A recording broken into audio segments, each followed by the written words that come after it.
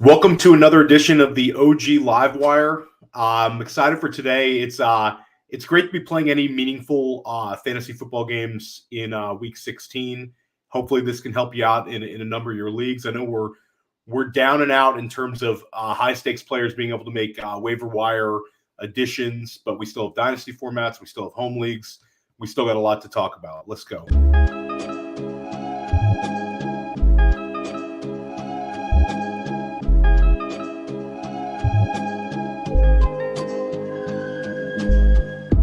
District, you know the Pope listens. Dynasty, our religion, for the blokes missing. On all of these trades, on all of these plays, on all of these grades. By the end of the day, y'all getting played. So, what you gonna do next? Try to fill up that flex? Send the homie a text? That trash offer's the best? You try to make it complex, then they text you back. Now all of a sudden they don't make any sense. Broaden your horizons, boy. Dynasty's not for the Simons, boy. These trades not for consignment, boy. Respect your opponent, y'all some piranhas, boy. This my advice, from me to you. Open up your cute little podcast queue. Search up GOAT District, my dude. Pop it in your ear, man, y'all know what to do. It's the... And I always be traded. And I always be traded. And I always be trading. Y'all try to betray them, but first you gotta bait them. Fish.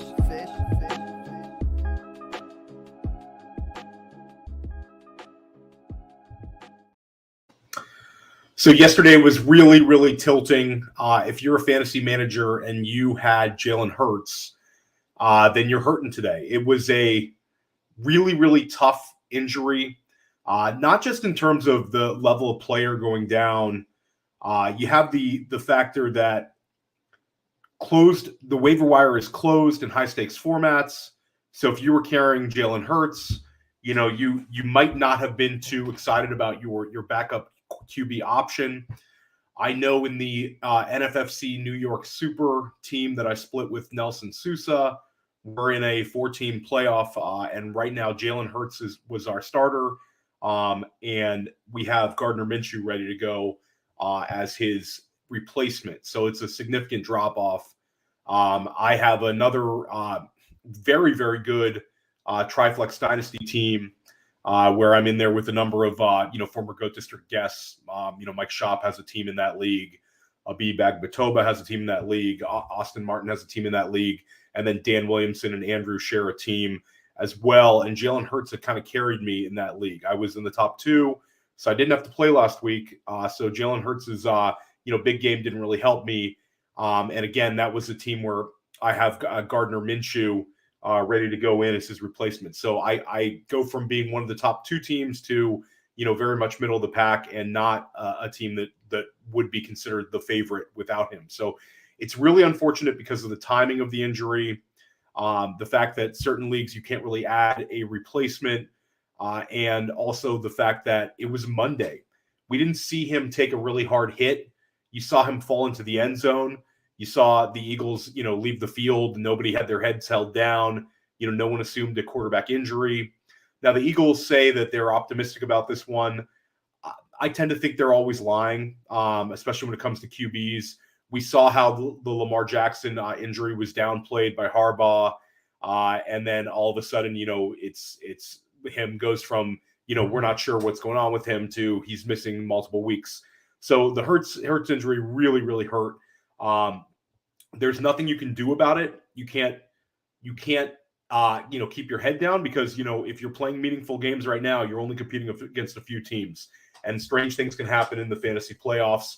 I have optimism. We'll go over Gardner Minshew in a little bit, but Gardner Minshew's had a number of QB1 games in his career.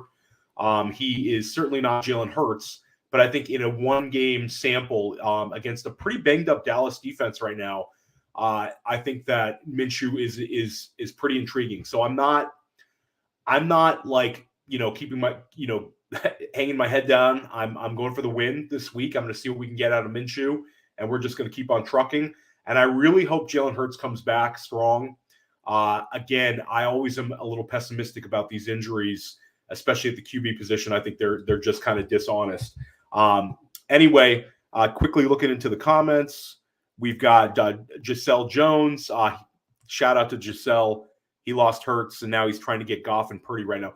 Jared Goff is a good one, to go after. We weren't going to talk about him because he's rostered in a higher threshold. We usually talk about guys that are 25% or less available in Yahoo formats.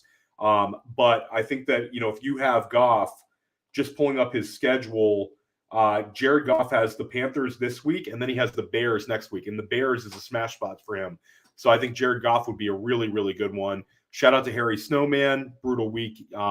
You know it, Harry Snowman. I also had a team. I had 2 dynasty teams that I felt like were going to take it down or close to it, championship level teams in FFPC dynasties, where I had Jonathan Taylor, and it just killed you to have Taylor in your lineup because he goes down so early, accumulates no fantasy points. You're stuck with a 0. And in both of those leagues, I ended up getting eliminated where I was not a top 2 seed, but I was like 3 or 4, but like firepower teams that could have made a big run and could have taken them down. So it's significant injury losses this weekend. The Jonathan Taylor teams, it cost me a lot of money. I'm hoping that the Jalen Hurts teams do not cost me nearly as much money. Dan Williamson and I have one NFFC online championship team where we had Jalen Hurts as our starter, and that team is doing very well. We're within striking distance, if you want to put it like that, in terms of where we're at in terms of the overall standings. But we get to pivot to Kirk Cousins, which is not the worst thing. In terms of backup quarterbacks, that's, you have to feel pretty decent if you're able to pivot to Kirk Cousins. Shout out to George. George, we're going to go over KJ Osborne and his 16 targets when we get to the wide receivers, but I am bullish on him. So just to get after it, just like every other week, I'm following my waiver wire column. I write for Player Profiler. Pretty much the same guys I'm talking about today I write about. So if you want to read about it a little more in depth, go ahead and go for it. But I think that first off, you need to appreciate the moment. Take a step back. You worked hard all off season. If you're playing in meaningful games this week, it means you grinded. It means you got through a crazy season, and you're still within fighting distance. This is the money week for most home leagues. So, and also this is the money week for a lot of FFPC dynasty leagues. If you win this week, you're looking at a nice size chunk of money, especially in these higher dollar formats and FFPC dynasty leagues. And then for home leagues, most of them award first and second. First and second get paid a sizable amount of money, and pretty much everything else does not get paid. I'm in 2 longtime home leagues, and one actually pays third place. The other league pays most points in the regular season, that money. So this is I had a bye in both home leagues last week, and I had a 1 seed and a 2 seed. So this is like the pressure filled week. It's not like the high stakes formats like FFPC and NFFC where FFWC where you're rewarded for scoring a bunch of points and you're paid a lot for the regular season. Home leagues, it's how you do in this stretch run. So it's a little more pressure, but it's something that you should embrace. You want to have pressure-filled fantasy football matchups, especially this late in the season. It's kind of funny. You get these in August. Everybody wants to talk about fantasy football. It's the thing that everybody wants to talk about. You're going over, who's your number 1 pick. Oh man, I just crushed my draft. I'm so excited about my team. And then it's like a slow drip as the season moves along. Less and less people talk about it. So you're kind of able to tell the people that are still playing meaningful games are the ones that are actually talking fantasy football right now. Some people are holding their heads down and ready to get to the offseason, ready to get to NFL playoffs. So be excited for it. Last week we went over a bunch of defensive options. There was a couple of underwhelming defensive performances. I know Kansas City, I did not expect Houston to hang with them like they did. Houston, really went for it, and Houston put up a great fight, and you did not get a smash game out of the Kansas City defense. So hopefully this week, you get your defense is able to put up more points. We usually don't talk about defenses, but when you get to the final 4 of a fantasy league, you have to assume you're going up against a team with a very strong roster. Every single team left. Usually there's 1 or 2 teams that kind of sneak in, maybe have a decent record, not as much points. Those teams usually kind of get exposed last week. So I would say in most leagues, the top 4 teams are playing, or at least 3 of the top 4 teams are playing this week. So you're going up against a good lineup.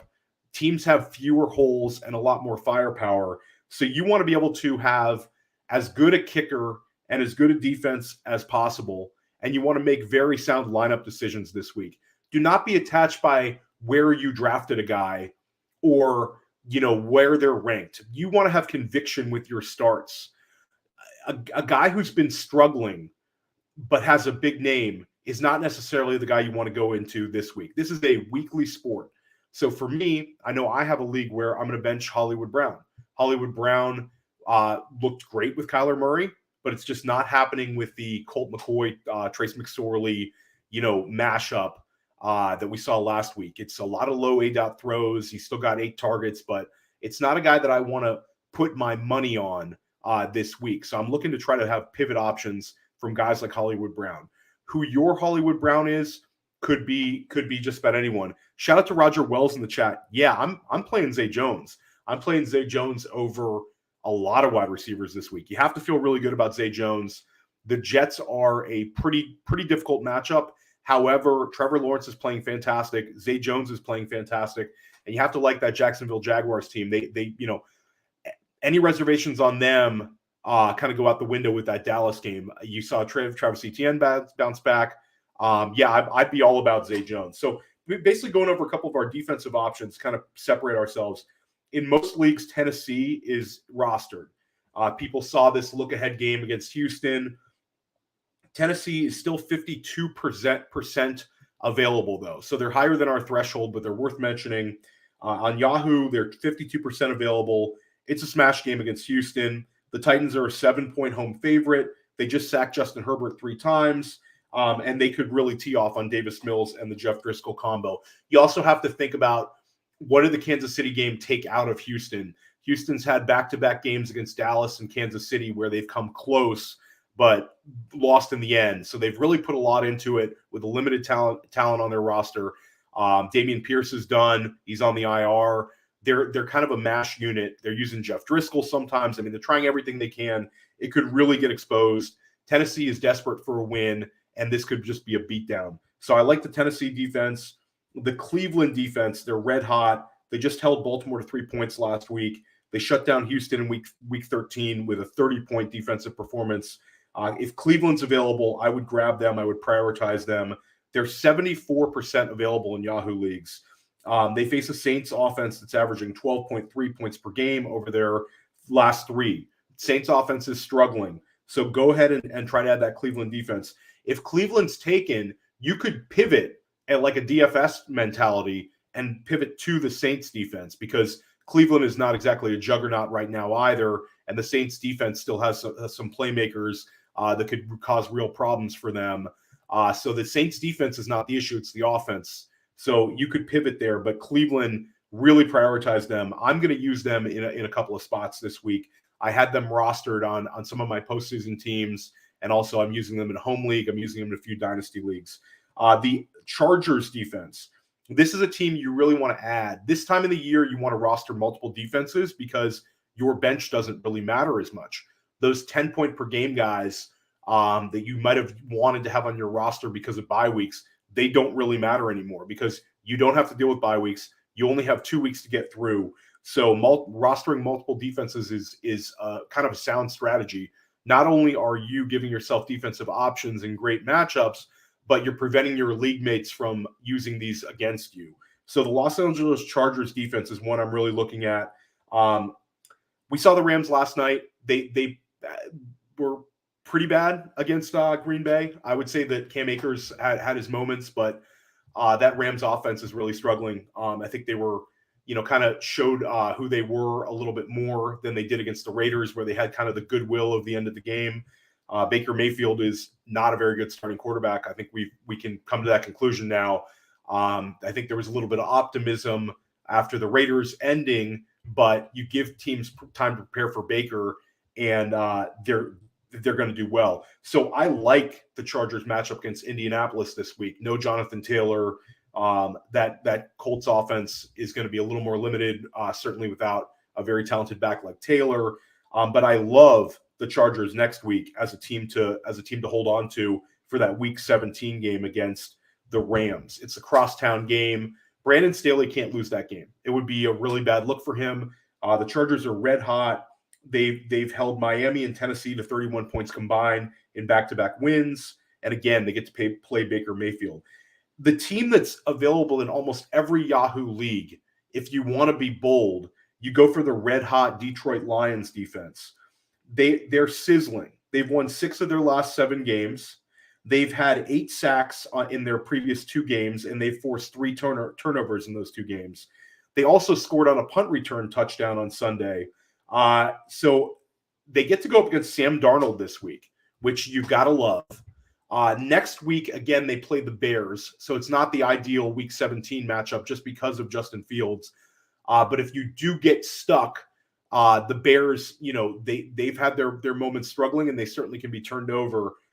But this week, the matchup against Carolina is just very good. You have to think they're going to be able to get to Sam Darnold. Detroit, again, is one of the hottest teams in football. They've won 6 of 7. Nobody wants to play Detroit right now. So that would be kind of like my pivot defense that's available everywhere. So again, Tennessee, Cleveland, the Los Angeles Chargers, and Detroit. This isn't to say that you shouldn't use one of the elite defenses that you've used all season long. By all means, if you have New England or a team like that, go for it. The Jets this week, that's a sneaky matchup. I might pivot to one of the defenses I listed instead of trying to go against those red-hot Jaguars. But again, you can go with start your studs. But at the end of the day, you're trying to win this week, and those defenses all have great matchups. Quarterback-wise, it's funny. I wrote this article, and I put Gardner Minshew in my article for Player Profiler because I thought that we're going to be talking about Jalen Hurts sitting out Week 17. If the Eagles beat the Cowboys, they're in great shape for the bye. If they lose to the Cowboys, which it looks like they might, they're like 5-point dogs now, then all bets are off, which is probably good if you're that's kind of like, I guess the silver lining here would be if you have Miles Sanders, A.J. Brown, Devonta Smith, Dallas Goedert, they're not going to be sat out in Week 17 now if the Eagles lose this week. So they won't have Jalen Hurts attached to them, but I guess that's kind of the silver lining is you might not have to scramble in Week 17. So I wrote about Gardner Minshew as a guy to add because of the Week 17 Jalen Hurts loss because of their just winning so much. And it was like, I guess a terrible omen I even put him in there because Gardner Minshew now is one of the better ads of the week. You could see him, having a decent game. That Dallas team just let up a top 5 QB performance to Trevor Lawrence. Gardner Minshew has the best weapons of his career in A.J. Brown and Devonta Smith. Dallas Goedert is back this week. The Eagles are a prideful team. You also have to factor in the fact that Minshew will not be running like Jalen Hurts was. That's certainly not his game. He's not immobile, but he's not going to be scrambling out there. They're not going to use him on the goal line. So Gardner Minshew is one where I'm going to be using him myself. And in terms of some of the options this week, I think, he's one that I would consider. You also want to try to add him so the Jalen Hurts manager cannot add him if he's available in your league. If you have a little more fab, try to block that manager from getting a replacement. Aaron Rodgers is available now in less than 25 in over our threshold, which is kind of wild, but the market reacted to him. He was quarterback 18 for the season. I bring him up because he has a Week 17 game against Minnesota. Green Bay, Minnesota defense has been leaky. You could see that game turning into kind of a sneaky Aaron Rodgers type shootout. So if you're in a home league, Aaron Rodgers is available. He's one to consider. Again, we talked about Jared Goff. He's not available in most of these leagues, but he's one you would try to add for that Week 17 game against Chicago as well. And then Brock Purdy. Brock Purdy's like a must start in Superflex, I think, for moving forward. He's had a Jimmy Garoppolo-like 6 touchdown passes over his last 3 games. We've seen the offense kind of come alive despite the Deebo Samuel loss. San Francisco is just kind of rolling people. So if in a Superflex format, you're absolutely starting Brock Purdy. And then as a look ahead, if you have a Jalen Hurts team, Brock Purdy has the Vegas Raiders next week. So he's got a great week 17 matchup. Quickly getting back to the chat. Matt Leahy, how you doing, Matt? How are you feeling about Bam Knight this week after last week and another week of Zach Wilson? I think it's a neutral matchup against Jacksonville. The game is at home in New York. I think that the Jacksonville defense can be beaten, and I think they're going to look to try to establish the run early on. I like the matchup for Garrett Wilson a little bit more, despite Zach Wilson being in there. We saw Garrett Wilson end the game well. He ended up with 13 or so points, which I think if you if you have Garrett Wilson and Zach Wilson's under center, if you're getting that 13 to 15 points per game, you've got to feel great about it. You just want him to kind of keep that wide receiver 2 line. But I feel okay about Bam Knight this week. I think that's one where I think it's a neutral game. I think that it's going to be a close one. I think the Jets are going to try to run the ball on them. I think you have to feel decent about Bam Knight's workload. And then again, shout out to Roger and Harry Snowman talking about we're going to talk about the Indianapolis right now. So Zach Moss and Deion Jackson are both waiver wire ads this week. I think that there's certain people higher on Zach Moss than I am. Zach Moss had 24 carries for 81 yards as Jonathan Taylor's replacement last week. So he seems to be kind of like the low-hanging fruit in terms of the high volume back, which is, the kind of guy we should add. I don't know. To me, it's interesting. You have to use fab on Zach Moss because of the chance that this becomes a high volume 2-week ride. And at the end of the day, nobody has that much fab left anyway. But I am just curious to see if they use a little more Deion Jackson. This past week, Moss completely outsnapped him, 53-25. He outcarried him, and he ran more routes. But we did see Deion Jackson have some success earlier in the season. And I wonder if there's some self-scouting by Indianapolis where they use a little more Jackson. It's kind of a mess, to say the least. Neither guy is giving us, a whole – like, if this was Deion Jackson who got that workload last week, I would be thrilled. But the fact that they're using Zach Moss like this, it's not an ideal situation. They do have great matchups, though. The Chargers and the Giants have been pretty generous to running backs all year. Chargers are a good matchup for a running back this week. I just don't have I don't have a whole lot of conviction on Zach Moss being able to repeat this kind of volume. And I think I'm trying to avoid this, having to use one of them.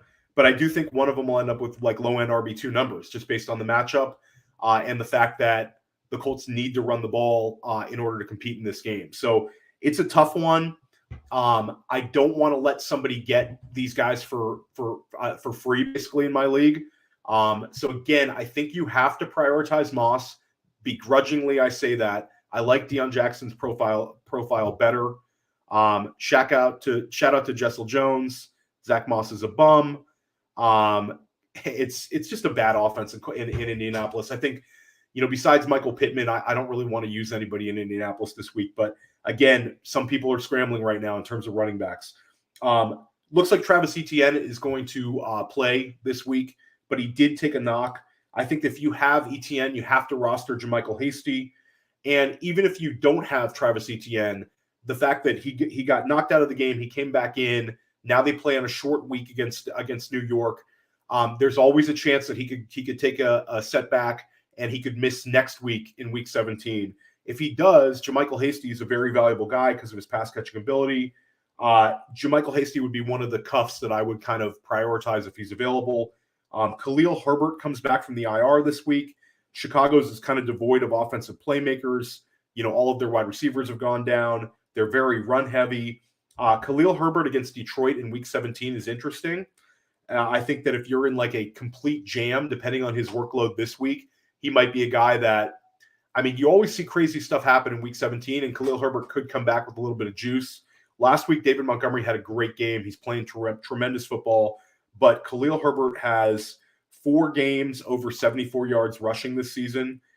He showed his talent, and he's a guy that, I think you should add. I wouldn't add a single Houston Texans running back. Just don't do it. Just move on. You don't want to have those guys. In my article, I included Boston Scott because of the week 17 scenario.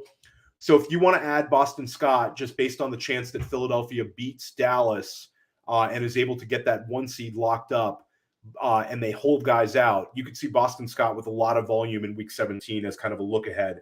And then the rest of your roster, you just want to fill it with handcuff running backs. Jaylen Warren really flashed last week in terms of usage. He's one that I've always talked about as a handcuff to keep. Jordan Mason, Joshua Kelly, Samaje Perine, Marlon Mack at this point. These guys are all the kind of handcuffs that could gain a ton of value next week. You're better off rostering these guys on your bench than you are a guy like, a Mac Hollins type who you might not ever play, where you're keeping him for depth when you really need to get through 2 weeks with no buys. So roster the hell out of handcuff running backs that are available on the chance that one of them gets an opportunity in week 17. You all saw what happened with Jonathan Taylor last week. We had a near injury with Travis Etienne. Injuries happen this time of year. Guys are breaking down. Teams hold people out if they're not playing for anything meaningful, and you see crazy score lines in week 17. Go through any single season and look at week 17 scores, week 16 scores. When guys start breaking down, you see some random names having big smash spots in championship week. You want to give yourself an opportunity to beat the market and add these guys for $0, $1 this week. So fill your roster with those guys. Wide receivers, we brought up KJ Osborne. It's a really light week for wide receivers ads for our threshold. KJ Osborne would be my favorite one. And I also bring him up as a guy to prioritize for FFPC dynasty managers and other dynasty formats that still have open waivers. KJ Osborne, if it's a shallow dynasty format, might be available. He has a chance, I think, to take a really big step forward next year. I think he'll be like a really popular, if you want to look at it like from NFFC, FFWC perspective, like a wide receiver heavy format, I think like KJ Osborne will be like Josh Palmer was this year, where he'll go in like the 8th round, just based on maybe even the 7th if Adam Thielen's gone. A guy that people think is going to take a step forward. He really flashed. You can't say anything about it. He filled in, had that tremendous drive when Justin Jefferson was out of the game briefly. He had 16 targets. Now, again, it was a perfect storm in terms of a comeback. Minnesota was in comeback mode the entire second half. They were throwing all over the field, but he had 16 targets. He had 10 catches for 157 yards and a touchdown. Like KJ Osborne this week, if I had him in a league, I might use him over, one of these name wide receivers that hasn't been doing anything. Like, for instance, if it was KJ Osborne versus Hollywood Brown this week, I'm absolutely considering Osborne. He's red hot. They just went to him. He's actually scored a touchdown in back-to-back games. So he's a guy that I would prioritize. And then again, if you're a dynasty manager and you have fab left, dynasty's funny. A lot of times, like in redraft leagues, you'll have like $0 or $2 this week. But in some dynasty formats, just because you're not cutting guys nearly as often, you might have $100 left. I would prioritize KJ Osborne. He's the kind of guy that I think is going to gain value in the offseason. Again, Adam Thielen, they could absolutely move on from. And KJ Osborne could be their wide receiver too. It would be a pretty condensed target tree with Justin Jefferson getting, his 30% target share, but then KJ Osborne and TJ Hawkinson both being a part of the offense. So Osborne's shown what he can do, and I think he's kind of ascending to end the season. Best ball managers are just flexing their KJ Osborne right now. If you have KJ Osborne in best ball, you're running pure right now because of last week. Another guy who is really ascending is Rashid Shaheed. We talked about him in the GOAT District a couple times over the last couple weeks. I think we kind of beat the market. Chris Olave's had a sensational year, but Shaheed has really come on. He's been one of the bright spots for the Saints. He's had 3 straight games of 53 yards or more receiving, and he had his best game of the season on Sunday. He led the Saints in routes run, and he finished with 3 catches for 95 yards and a touchdown. He's an explosive player with upside. I think sometimes it's easy to kind of brush these guys aside at the end of the year and just say, he's a big play guy. But at the end of the day, you might be a significant underdog in a championship week. So if you really are, playing a floor play versus playing a guy who could get you 25 on 2 big plays, I tend to want to go with the higher ceiling guy. That's just me. If I'm going to go down, I go down swinging. If you lose a championship matchup by 50 it's a little bit easier to take sometimes than losing it by 7 because you didn't play high upside guys. So I think Shaheed, if he does it again this week and you're in a bind next week, I mean, that's a guy we need to consider because he's ascending. He's young. He's extremely fast. He's a guy that also you should prioritize in Dynasty because I think he, next year it could be him and Olave as the 2 starting wide receivers. I mean, Shaheed is basically dusted Jarvis Landry right now. So he's interesting. Russell Gage, Julio Jones is dealing with a knee injury. Russell Gage had his best performance of the season last week. He caught 8 balls for 59 yards and 2 touchdowns. I consider him more of a floor play, but he has a chance to be well targeted once again. Again, he's kind of red hot. He had 12 targets last week, so that's one to consider. And then Chris Moore. Chris Moore is like, it's just funny. There's no Houston Texan you should roster right now besides Chris Moore. Chris Moore's had 20 targets his past 2 games.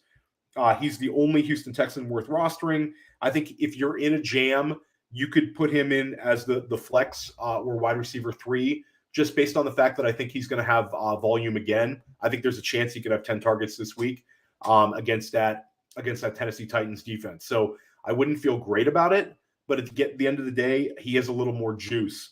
Tight end wise, the number one tight end option for me would be Chig Okonkwo. Once again, Chig has just been on a tear.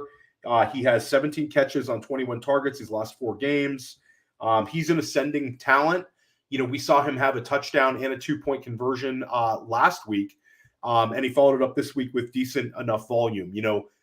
At the end of the day, 9 points is getting you through, and in terms of the tight end 1 line, as sad as it is to say, that's putting you right around tight end 1 territory. So Chig, again, like Shaheed, if you get to week 17 and you're in a championship game and I need a guy who can make a big play, I might shove him into my tight end slot over a perceived floor play guy because I want to go down swinging and I want to play hot guys that are red hot, guys that could potentially have a big play. Again, it's a 1-week season.